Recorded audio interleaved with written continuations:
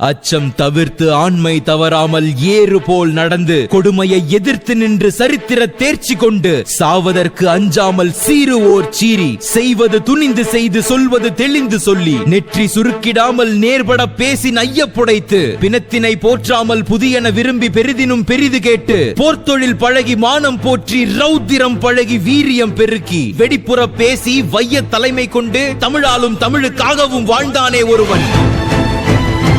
சித்தனை போல திரிந்த சித்தனும் அல்ல, பித்தனை போல அலைந்த பித்தனும் அல்ல, ஆனால் தமிழ் பித்து பிடித்த சித்தன்.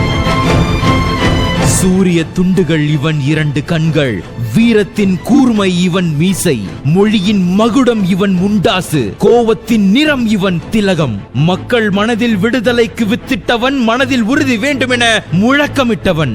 நான் வீழ்வேன் என்று நினைத்தாயோ என்று கர்ஜித்தவன், செங்கோலை வீழ்த்த எழுதுகோலுக்கு சக்தி கொடுத்தவன், திண்ணிய நெஞ்சம் வேண்டும் என தினம் தினம் சொன்னவன், மோகத்தை கொன்றுவிடு இல்லை என்றால் மூச்சை நிறுத்திவிடு என்று எச்சரித்தவன், சாதி எனும் சாவுக்கு சவுக்கடி தந்தவன், சறுக்கி விழும் மனிதனுக்கு சரித்திரமே நீதான் என்றவன், சொல்லிச் சென்றவர்கள் மத்தியில் சொல்லிச் செய்தவன்.